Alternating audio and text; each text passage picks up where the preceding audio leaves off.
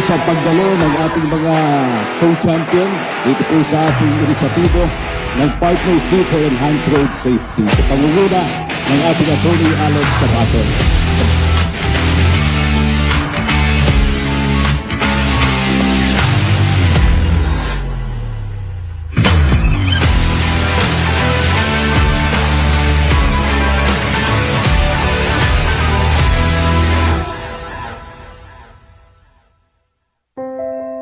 Ito pong ating Philippine Road Safety Assembly 2023 ang siyang kauna-unahan dito po sa ating bayan. At kami po labis na nagpapasalamat dahil kayo'y kabahagi dito pong isang napaka-impactful event na ating pong pagsasama-samahan at pagsasalu-saluhan ang benepisyo tungo sa tagumpay. 1,760 ang batang namatay mula edad 1 hanggang 19 taong gulang. Hindi po yan marites, hindi po yan gawambiro. Yan po ay isang realidad na nangyayari sa kasalukuyan. Sa lahat ng mga tagapangasiwa at mga dumalo sa araw na ito, ako po ay nagagalak para makasama ninyo sa pagsasagawa ng summit na ito na may temang Bagtayog sa Ligtas na Daan para sa kabataan, komunidad at inang bayan. Isang napakahalagang isyu na kailangan natin pagtulungan upang masiguro ang kaligtasan sa kalsada. This is where our dreams begin. Pero ngayon ho, nagtataka lang po tayo dahil nga yung road safety na kung kinikilala natin na ang ating kabutihan ay siguro manggagaling sa mga eskwelahan. Department of Transportation, siya yung nangunguna po sa ating lahat sa paglutas itong problema po natin ng road safety, at kami po ay nakikiisa sa inyong lahat sa adhikain at mga gawain natin para maging ligtas ang ating mga daan at para mabawasan ang mga namamatay sa ating mga lansangan. This is where our dreams begin.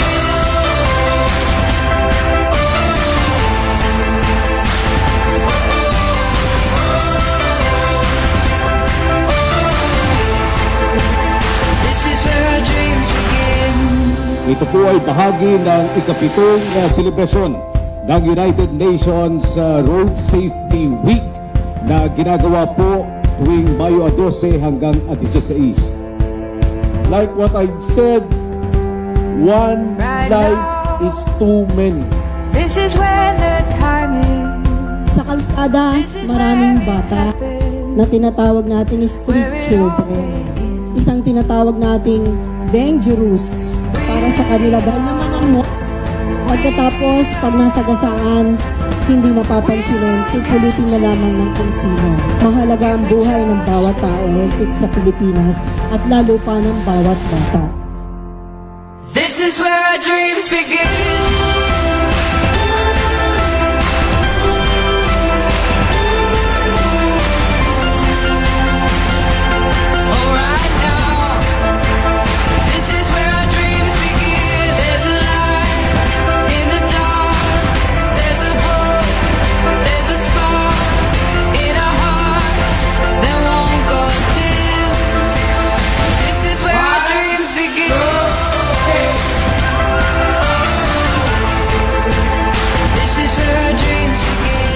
Numbers do not lie. Yung numero na nakita po natin, yan po ay hindi po numero yan. These are individuals. This is where our dreams begin.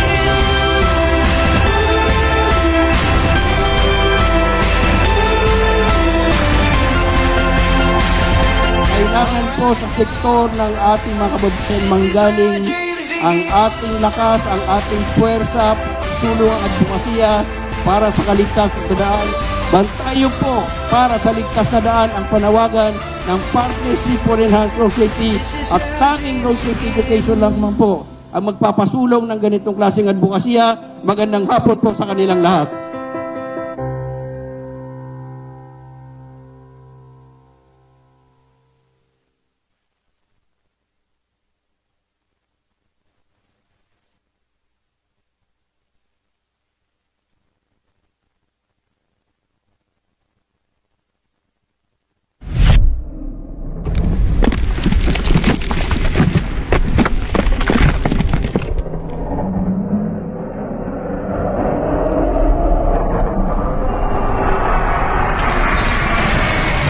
Walang tunay na nag-aalala sa iyong kalusugan ng isipan hanggang ito ay maging galit at frustrasyon, at biglang ikaw ay itinuturing na masama.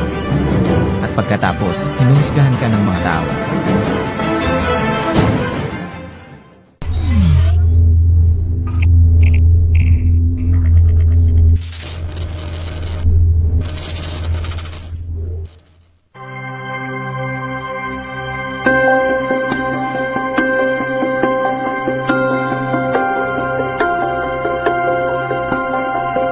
Ang Pilipino ay may dignidad. Dapat dito sa loob ng sarili nating bayan, bayani tayo.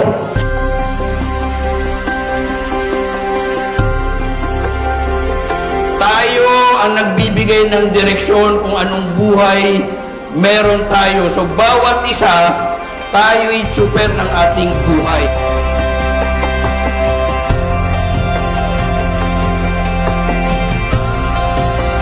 Ay ngayon na palakasin po o sumuporta po tayo sa mga programang pagpabuhayan.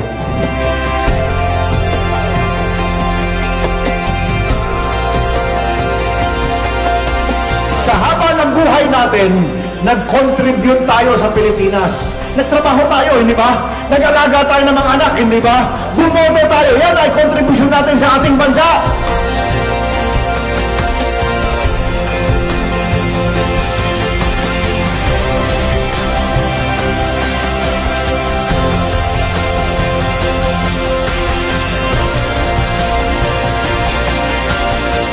Kami mga kaibigan, wala kaming pera, pero meron kaming ideolohiya.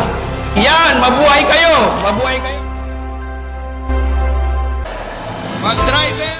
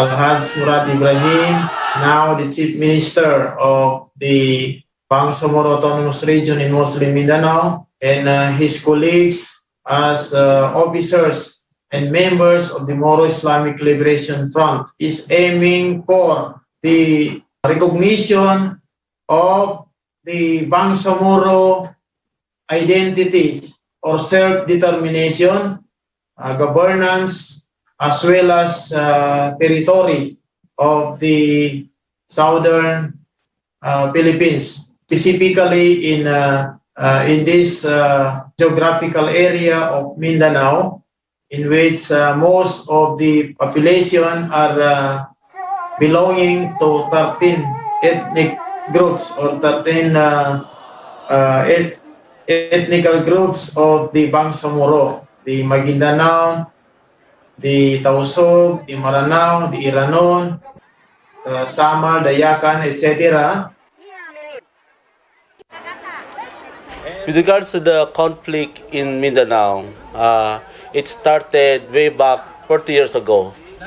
It happens that the Moro people is the minoritized in Philippines. We suffered a lot of conflict because of the prolonged conflict of the Moro and the Christians in southern Mindanao. So the Moros organized their group to fight back for their independence in southern Mindanao. So the MLF was created.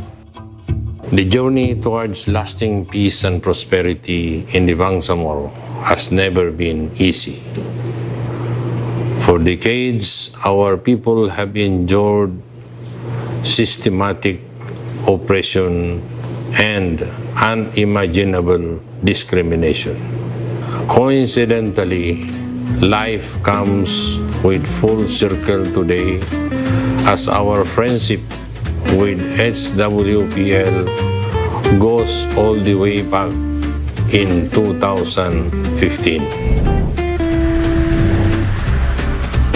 HWPL Chairman Manhili invited me as chairman of the MILF, at the time engaged in peace negotiation with the Philippine government, to their annual peace conference in South Korea. I accepted and attended such conference for the first time, and that started our engagement with HWPL. Our continued engagements is of great value in promoting the spirit of peace as a faith of bringing the hearts of citizens who want peace and ending 50 years of conflict in the private sector.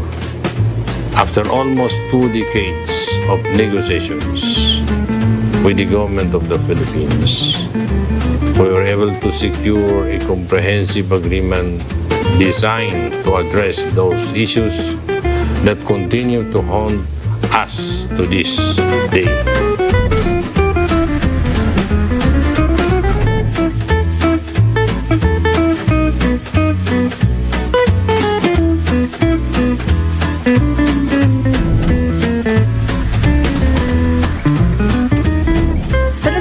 Forum ginanap ang makasaysayang paglagda sa Peace Covenant ni na dating Davao Archbishop Fernando Capalla at Maguindanao Governor Toto Mangondadatu. Sa pamamagitan nito, mangingibabaw na. In fact, we established a second HWPL Peace Monument in Camp Darapanan, the administrative camp of the MILF, to demonstrate our support and cooperation to the global peace advocacy of HWPL, and likewise declared January 24 as HWPL Day of Peace. Now therefore, the MILF hereby acknowledges the HWPL's proclamation of January 24 as Heavenly Culture World Peace Restoration of Life Day, or HWPL Day, and extends its appreciation to the HWPL led by Chairman Manhili for initiating a global movement towards peace. Furthermore, it hopes that the message of peace, anchored on justice, be realized on a global scale.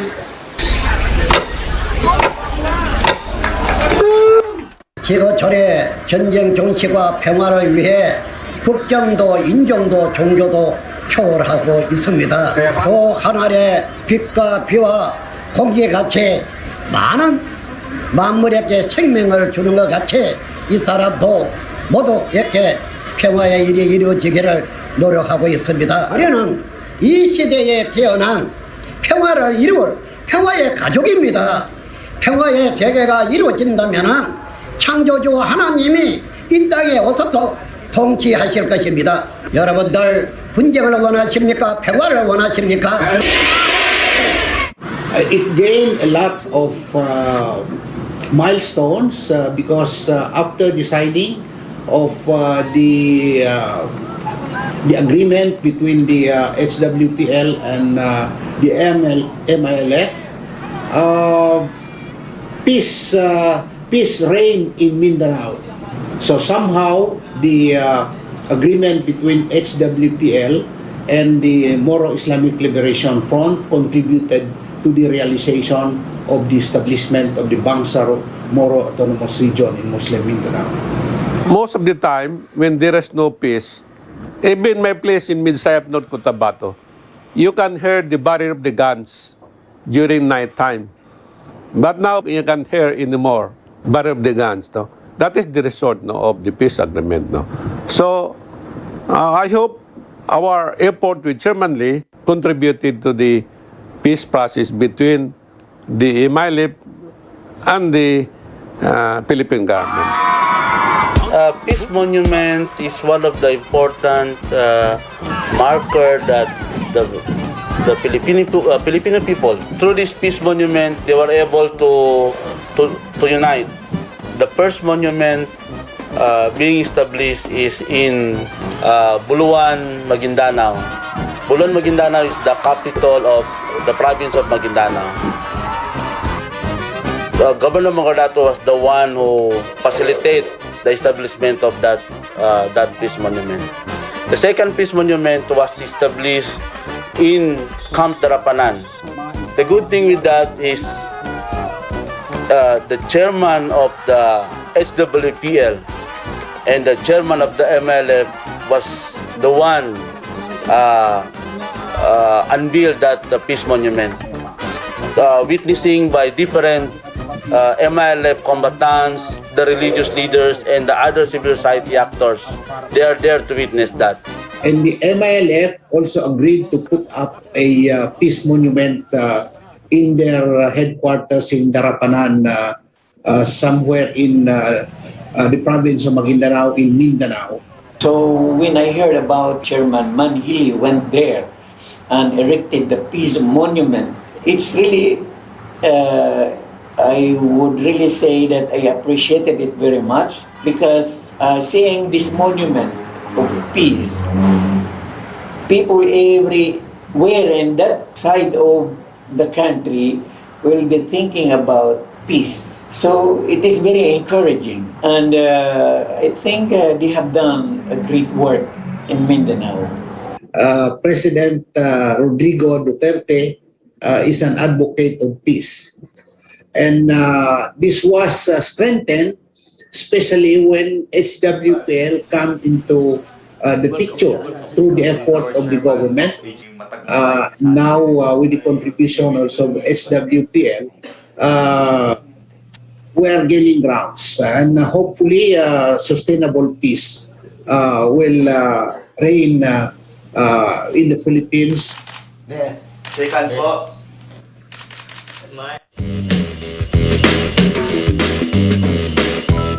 President Rodrigo Duterte signs the landmark Bangsamoro Organic Law or BOL Thursday. Duterte certified the bill as urgent, paving the way for the speedy passage of the measure in Congress. The law replaces the autonomous region in Muslim Mindanao with the new Bangsamoro Autonomous Region in Muslim Mindanao, which would have greater fiscal autonomy, a regional government, parliament, and justice system. What happened is when HWPL and KGI agreed to to put the third peace monument in Cotabato City. I talked to one of the MILF combatants who used to live here, and also part of the decommissioning in MILF. He suggests that he is willing to give his weapon in the name of peace. So that weapon is the RPG-2. RPG-2 is called it a rocket-propelled grenade by the MILF. This RPG is used to destroy the tank of the military. So he give us that weapon, and then as a process of belting it, we show it to the people. This is how the weapons of the MILF being melted. And I think it is very important because in the decommissioning, what the MILF and the government do is the weapon that being surrendered by the MILF was just put it in the area where it is beyond use. We ensure that the weapons being surrendered must be melted and used in something that very useful in the community. And this is how the globe in the peace monument was made. So it is very historical. This third peace monument here in the place where there is a conflict in Cotabato City. It was made of melted weapon, and that globe there is a map there, map of the Philippines and Korean Peninsula. Why we put Korean Peninsula? Because we are also wishing for the reunification of the North and South Korea. And also the Philippines is doing that. So for me, this is one way of asking, hopefully, that the Korean people can be reunited. During New Year celebration, most of the firearms owner, police, military, usually when they were already not in good thinking, they fire their gun to create noise. So in my unit, to prevent that, so nobody will be hurt, I seal the gun and the muzzle of the gun of my men here at the airport, so they will not fire their guns and nobody will be hurt. As a gift, I handed to Chairman Lee, we call it sickle. This is traditional and cultural equipment of our farmers. They use it when clearing or planting. So this was the gift from us to symbolize that we are willing to work with Chairman Lee on bringing peace in the Bangsamoro homeland and in the entire world. You will be treated equally as just like any other Filipino in this country. Most of the former rebels say they will either go farming or start a small business. They all look forward to spending more time with their families and away from the fighting they have been used to, thanks to the peace agreement the MILF signed with the government in 2014. Hello, I'm Ayi Macaraig, sitting in for Maria Ressa. Welcome to Rappler, your social news network. After 16 years, a peace agreement to end decades of fighting in Mindanao is a signature away. Both sides now enter the crucial phase of moving from the negotiating table to ground implementation. On the 43rd round of formal negotiations, both sides sign a historic firearms deal that paves the way for the signing of a final peace agreement. All the agreements are all substantive and very important and very, very hard. And there was a peace agreement between the government of the Philippines and the Moro Islamic Liberation Front, and that is called the Comprehensive Agreement on Bangsamoro, or what we call the CAP, during the presidency of President Benigno Simeon Officials on both sides announced the conclusion of talks in Malaysia. The accord marks the most significant progress in 13 years of on and off negotiations. The fighting has killed more than 120,000 people. It was an agreement by Republic of the Philippines, the government, and the group of the MILF that the government is going to decommission the members of the MILF group. I'm saying this again, that the chairman had a big participation, on the event. Somebody coming from the outside, so that more or less the Philippine government will try to listen, no? So that, you know, peace here in Mindanao at that time is very elusive. So we are very happy that HWPL, through the leadership of Chairman Lee, intervened. And I'm also hopeful that with the discussions of Chairman Lee with Archbishop Fernando Capalla, and I see that they have also signed a memo of agreement or agreement.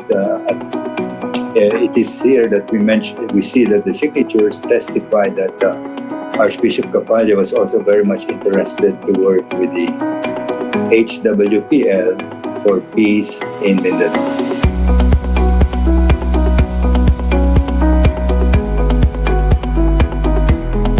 Because we are in an animosity between Christian and Muslim.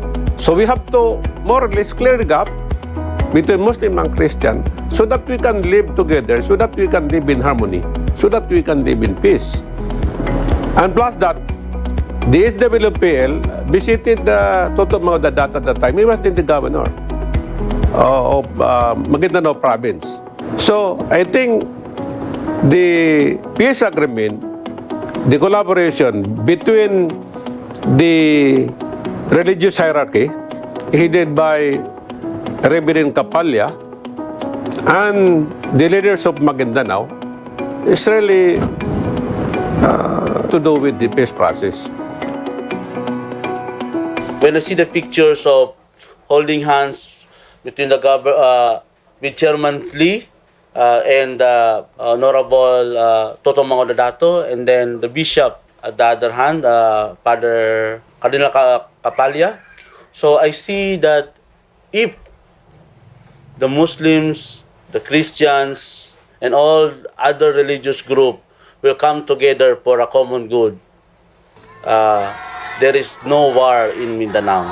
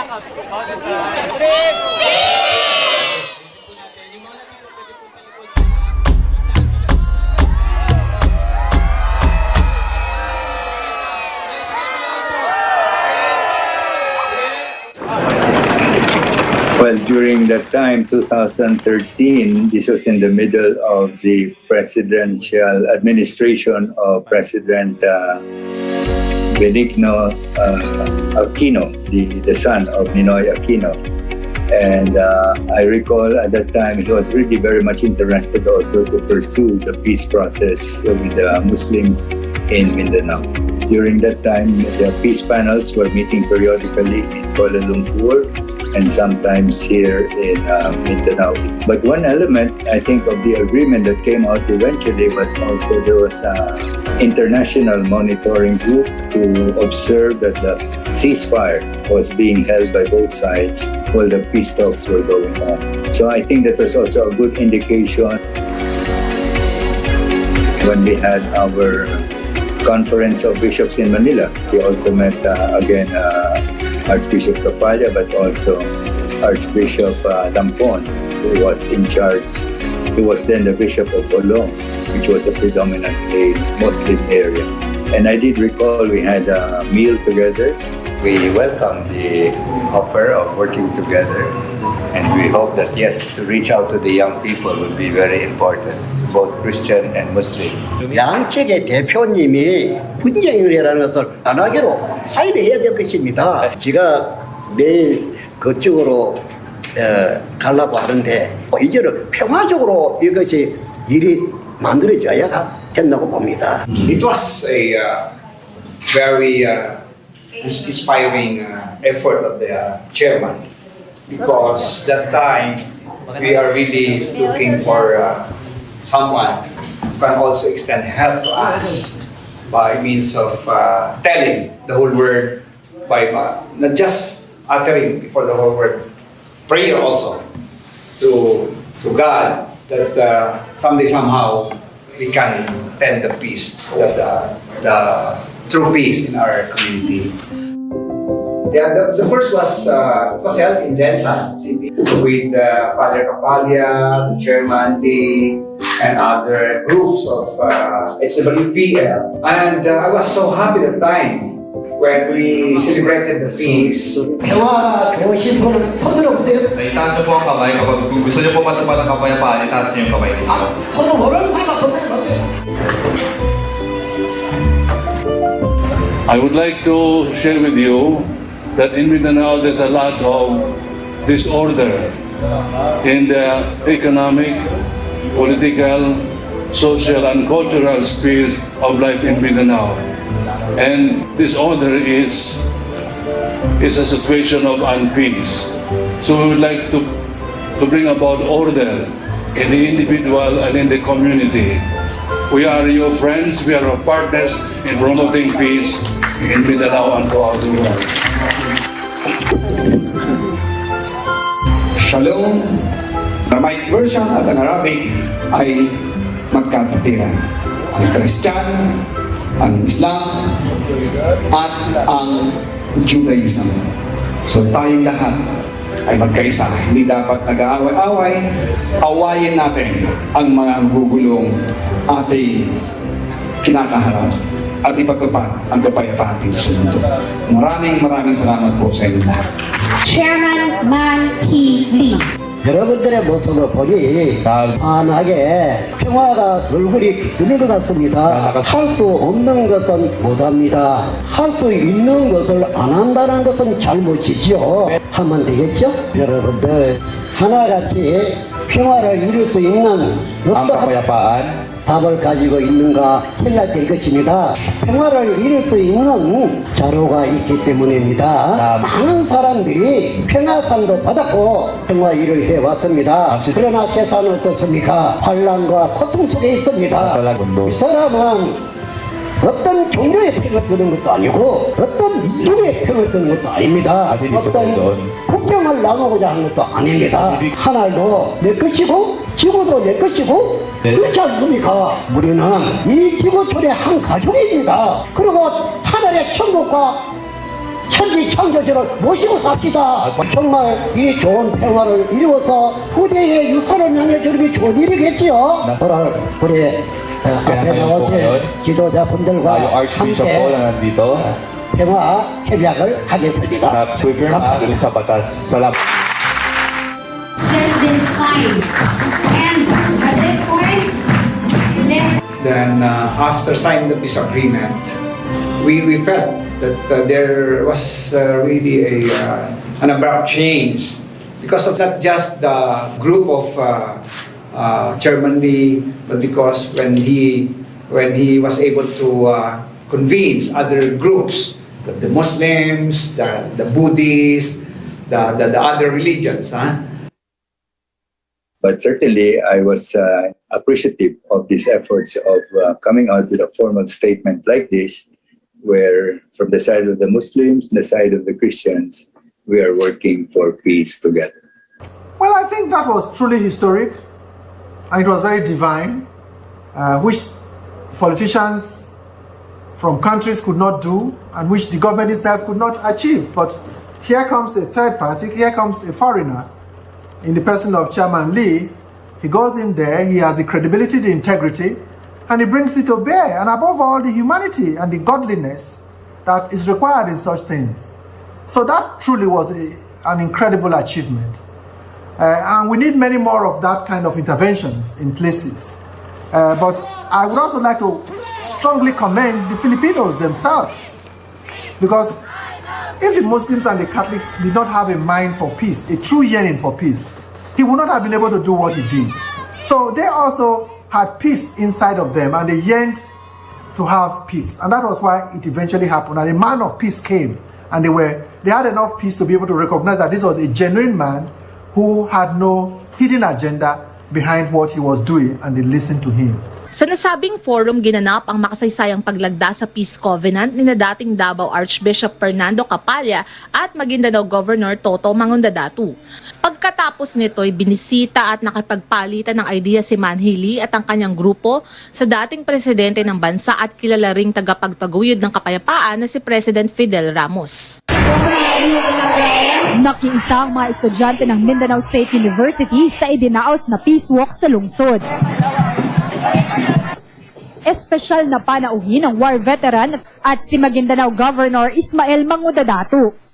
이것은 평화 협약서입니다. 가톨릭 교와 이슬람 교가 하나님 앞에서 평화의 사자와의 평화 협약서입니다.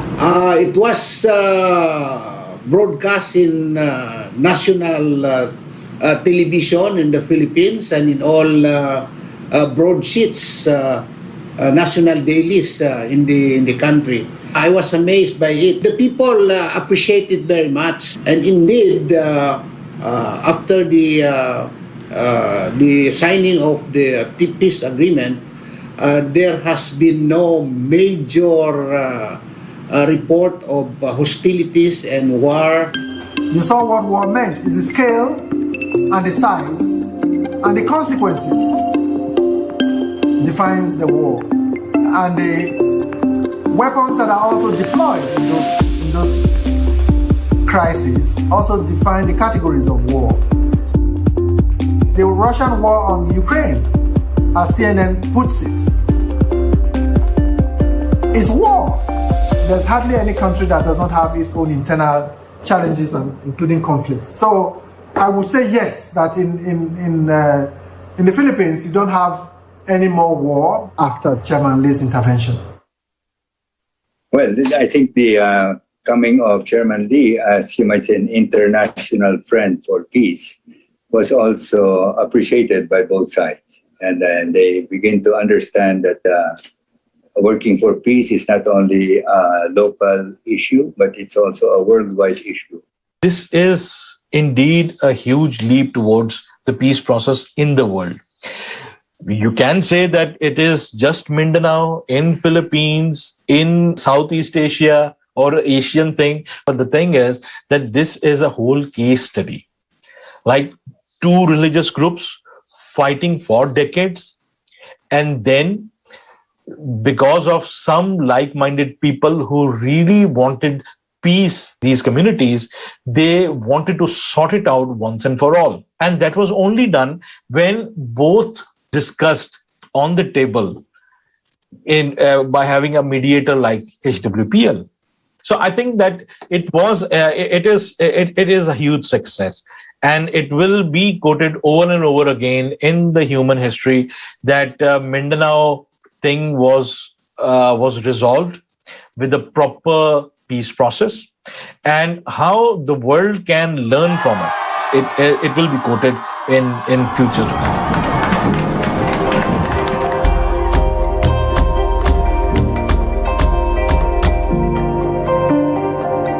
What attracted me really with the HWPL is that they are always talking about unity, world peace, and that is really something that I had to consider because as for myself, peace really is what we need in this world. And that is the reason maybe that I have stick to them for this long time.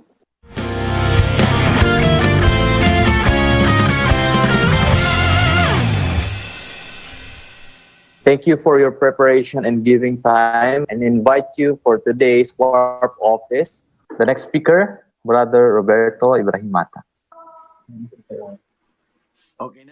What the HWPL doing is that we don't go into discussion and argument. We always talk about different kinds of religion, but very peacefully and very informative. So this is the different thing that I have experienced with HWPL. The WARP office, I believe, is an answer for all those who want world peace. You know why? If someone wants to have the world peace, they need to sit together. HWPL WARP office did this job, calling every religious leader from all the different religions to come together, sit together, share the scriptures, talk about the scriptures, and learn from one another's scriptures. Know more about the saying, about the scriptures, their culture, their practice, their belief. And this way, if we know about one another practices, about one another scriptures, about one another cultures, we are not anymore ignorant about one another. We know. And when we know, we can work out together. I haven't seen any peacemaker group having the WARP office.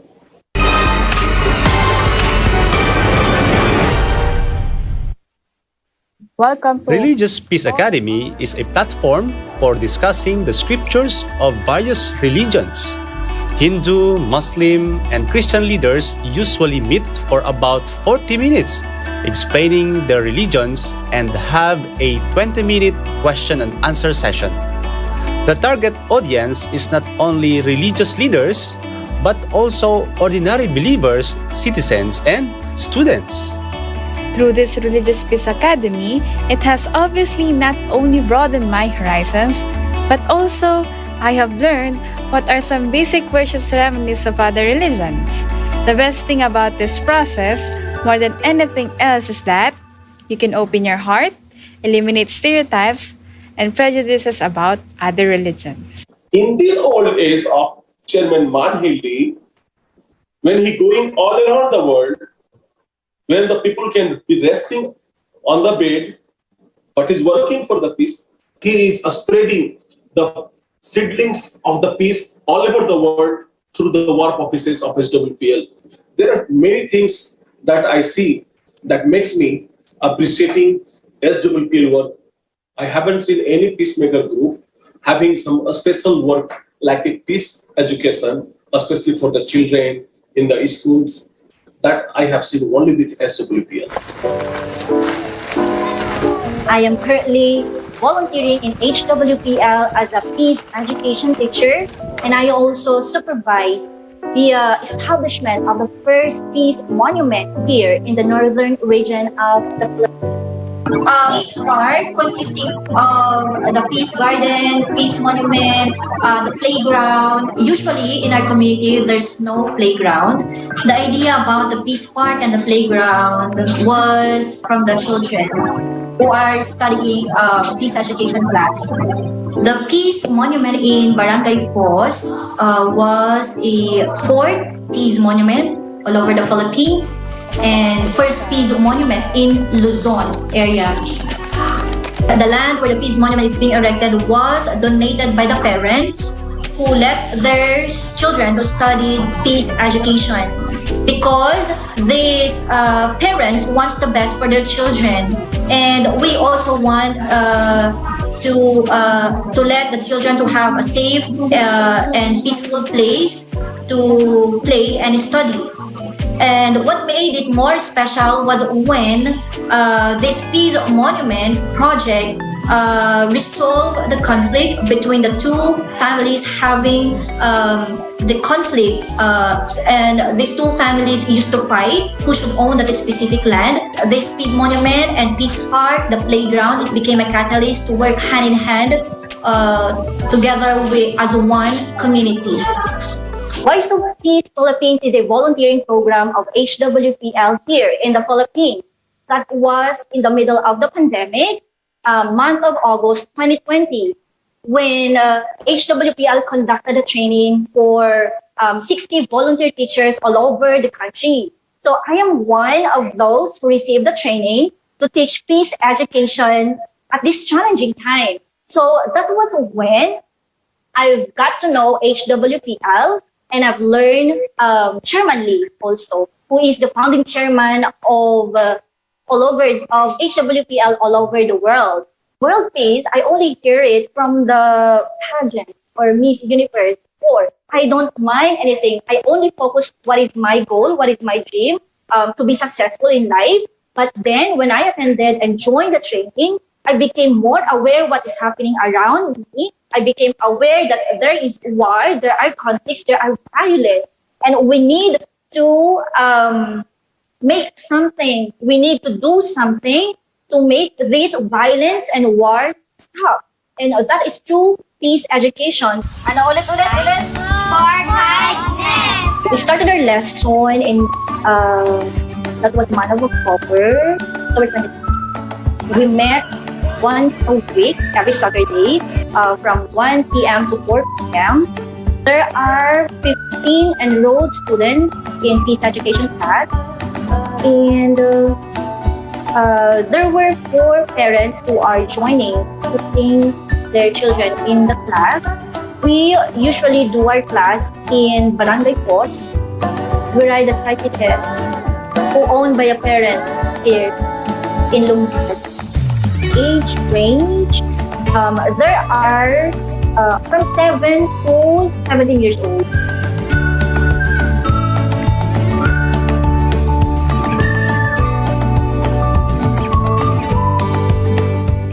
Being a commissioner of the Commission on Higher Education of the Philippines, I am handling 25 state universities and colleges. The mandate of the Commission on Higher Education is to see to it that higher education is run according to world standards, and that we regulate our state universities and colleges by coming up with policies, standards, and guidelines for them to observe in order that quality education will be taught among students in all these state universities and colleges, including those with the private higher education institutions, as well as those with the local universities and colleges. So that is the main mandate of the Commission on Higher Education. We have a good partnership between HWPL and CHED, the Commission on Higher Education in the Philippines. In fact, in 2018, we entered into a memorandum of agreement. Chairman Manhili personally came here in my office in CHED, in the Commission on Higher Education, and we forged an agreement on the promotion of the culture of peace through education. That's why, as a fulfillment of that agreement, we tried to flesh out the possibility of trying to integrate peace education into the higher education curriculum. So that's why in 2019, the Commission on Higher Education passed a CHED memorandum agreement. These days, we have already established the framework for which peace education is being integrated in the curriculum of higher education institutions. And Major part of this peace education is taken from the peace education framework of HWPL. Almost all higher education institutions in the Philippines, particularly the state universities and colleges, are starting to integrate peace education into the curriculum. That's why we train the faculty on the nuances of peace, and for that matter, the higher education institution in the country, numbering for the state universities and colleges. These are the government-run higher education institutions, numbering to 110 of them, 110 state universities and colleges, and close to 1,000 or 1,000 private higher education institutions, and more than 100 also local universities and colleges. So these are the coverage of the operation of CHED. And students to this in these higher education institutions are more or less, close to 4 million students in our higher education institutions. Hopefully, by next year, we will be able to cover all the students in the higher education institutions as far as teaching peace education is concerned. We created a technical working group, and HWPL is part of the technical working group in crafting the syllabi, the programs for peace, for integration in all higher education institutions throughout the country. Before the implementation of peace education in our school, we had the training already, 3 successive training that equip our peace education teachers to be able to teach effectively and efficiently. Every Friday is HWPL Day. Why? Because we had the practice of several activities in line with HWPL. We have essay writing, we have photo journalism contest, aside from the slogans and spoken poetry and essay that we usually have. In fact, the letter of our Chairman Lee becomes a part of our testing material for all levels. Questions are asked in different ways: easy, average, difficult. They are looking forward for Friday, so we are very proud that during Friday we are wearing that blue t-shirt. Blue for us means hope. So hoping for everything positive that will happen, that HWPL will be very instrumental for making the impossible possible.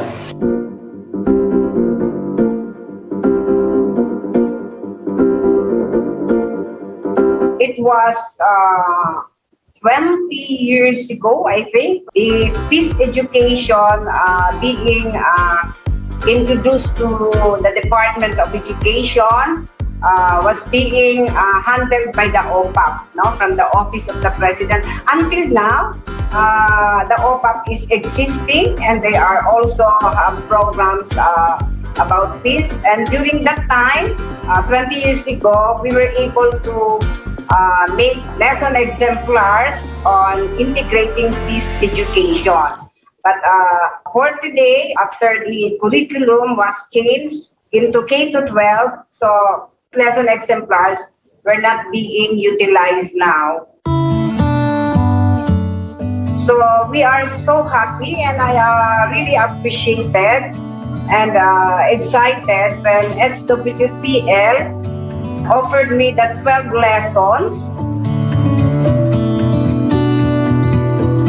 In Cotabato City, we have a very diverse culture. That's why I suggested and recommended that it will be conceptualized since the people here are so sensitive, especially the Muslims, when it comes to religion, they are so very hesitant or very sensitive to accept these modules. So I have read this, and it's a universal lesson, and I am motivated to make such decision in signing a memorandum of agreement between the HWPL and the MOA is all about to establish a framework of cooperation between the HWPL in achieving cessation of war. In Cotabato City, all schools are mandated. We have almost 2,000 teachers in Cotabato City and 58,000 students in public schools and 30,000 plus in the private schools. And they are all mandated in our memorandum, not only in the division level, but also from the national level, that we have to integrate peace education in all subjects they are teaching, because values can be taught. So teachers are encouraged to integrate the peace lessons in all subjects. We are evaluating all the contextualized lessons that are anchored to the 12 peace lessons, because in our division, we have the quality assurance team who is checking and reviewing all these 12 peace lessons. And their program in peace education is very good. And the themes revolve from self to giving importance to nature.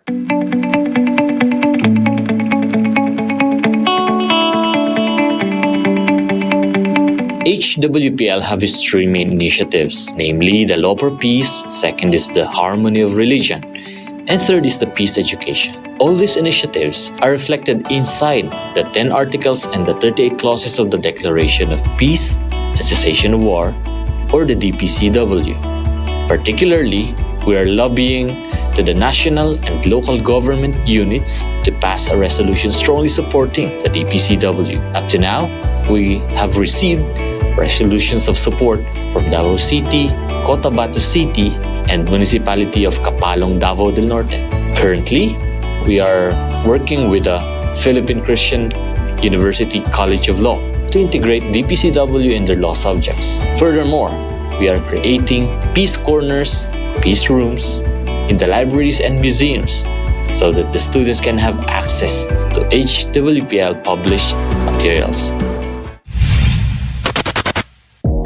The 2022 IPYG Virtual Dance Competition with the theme Dance for Peace is a joint project between IPYG and the Rotary Club of Manila Metro. Now, the main purpose of their performance is to convey to the audience the importance of peace and also to amplify the campaign for the legalization of peace through the Declaration of Peace and the Cessation of War, which is the DPCW.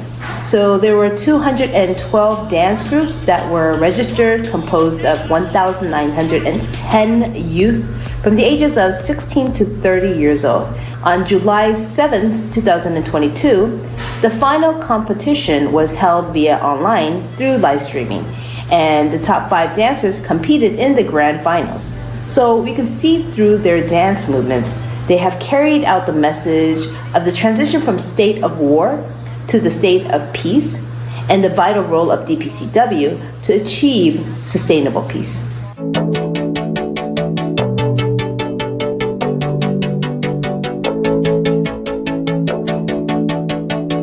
By the way, in relation to this declaration of January 24 as a peace day in the province of Maguindanao, I also did my own initiative in the Commission on Higher Education. I introduced a proposal wherein to declare January 24 as National Peace Day. This was approved by the Commission and it was sent to the Office of the President.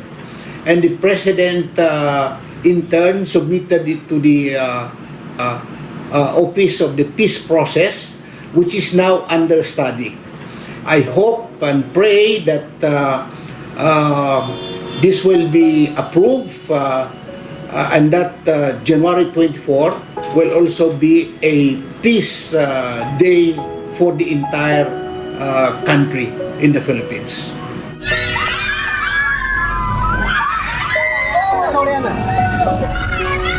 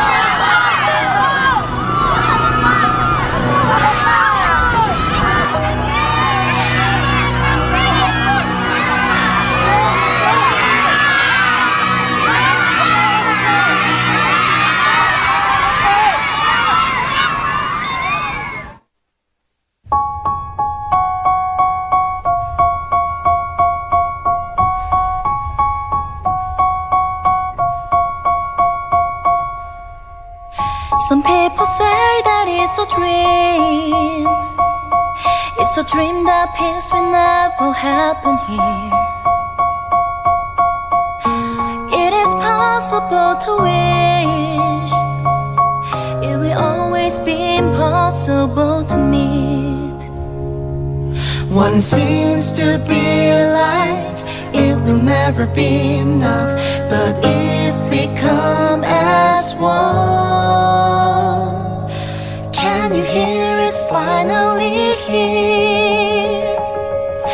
Coming near, there's no need to fear. Get on your feet, feel the beating heart that's beating for the peace. Finally, made it clear, we never say never. Can you hear it's finally here? Coming near, there's no need to fear. Get on your feet, feel the beating heart that's beating for the peace. Finally, we are seeing, we are shining more than ever. We are one. We are one. We are one. We are one. Scattered dreams and hearts of ours, we have always been the victims of the wars. But never hesitate to stand up for the peace, as we're the ones to bring it back. I show you a miracle, trust me.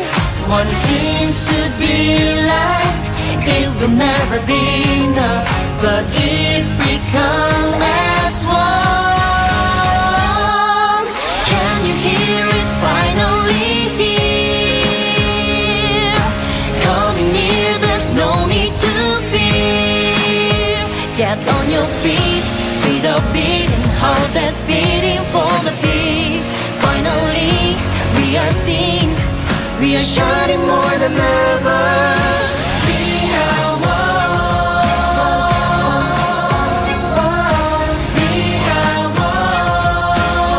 We are one.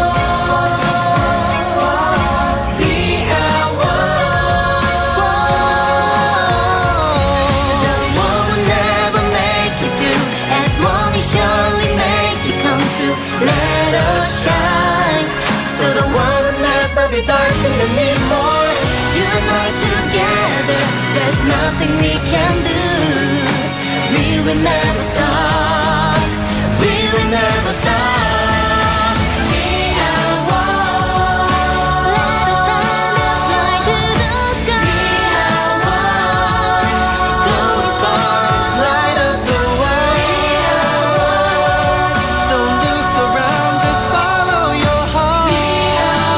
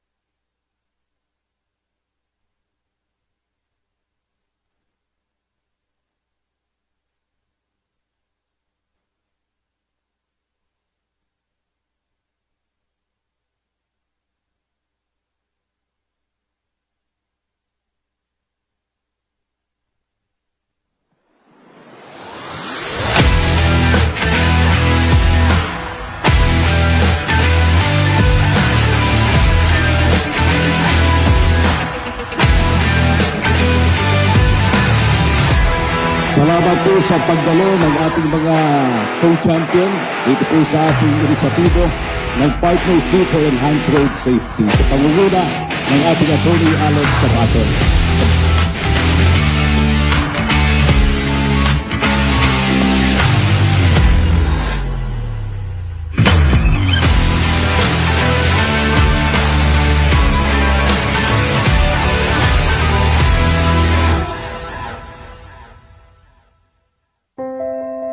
Ito pong ating Philippine Road Safety Assembly 2023 ang siyang kauna-unahan dito po sa ating bayan.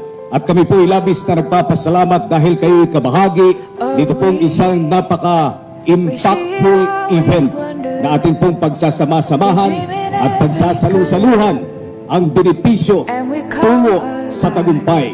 1,760 ang batang namatay mula edad 1 hanggang 19 taong gulang. Hindi po yan marites, hindi po yan gawang biro. Yan po ay isang realidad na nangyayari sa kasalukuyan. Sa lahat ng mga tagapakasiwa at mga dumalo sa araw na ito, ako po ay nagagalak para makasama ninyo sa pagsasagawa ng summit na ito na may temang Bagtayog sa Ligtas na Daan para sa kabataan, komunidad at inang bayan. Isang napakahalagang isyu na kailangan natin pagtulungan upang masiguro ang kaligtasan sa kalsada. This is where our dreams begin. Pero ngayon ho, nagtataka lang po tayo dahil nga yung road safety na kung kinikilala natin na ang ating kabutihan ay siguro manggagaling sa mga eskwelahan. Department of Transportation, siya yung nangunguna po sa ating lahat sa paglutas itong problema po natin ng road safety, at kami po ay nakikiisa sa inyong lahat sa adhikain at mga gawain natin para maging ligtas ang ating mga daan at para mabawasan ang mga namamatay sa ating mga lansangan. This is where our dreams begin.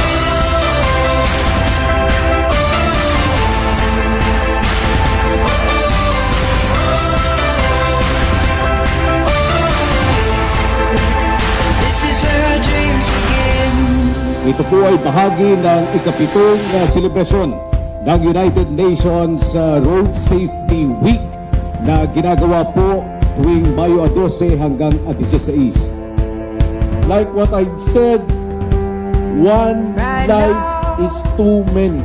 This is when the time is. Sa kalsada, maraming bata na tinatawag natin street children. Isang tinatawag nating dangerous para sa kanila dahil naman pagkatapos pag nasagasaan, hindi napapansinin, pupulitin na lamang ng kung sino. Mahalaga ang buhay ng bawat tao dito sa Pilipinas at lalo pa ng bawat bata. This is where our dreams begin.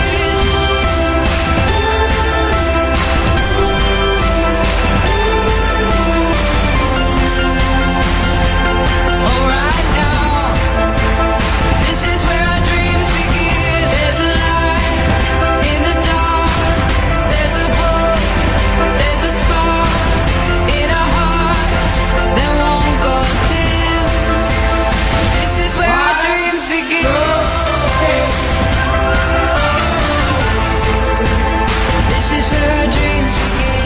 numbers do not lie. Yung numero na nakita po natin, yan po ay hindi po numero yan. These are individuals. This is where our dreams begin.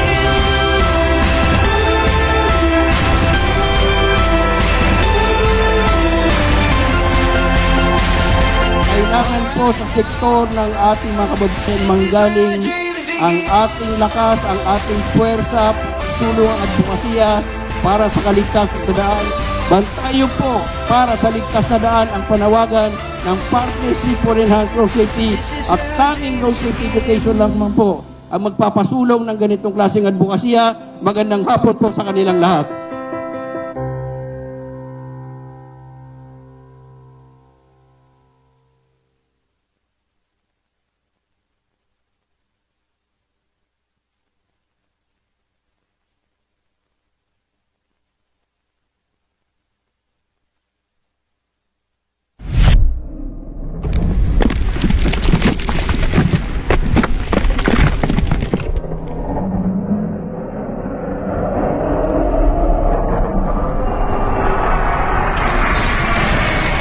Walang tunay na nag-aalala sa iyong kalusugan ng isipan hanggang ito ay maging galit at frustrasyon, at biglang ikaw ay itinuturing na masama. At pagkatapos, hinuhusgahan ka ng mga tao.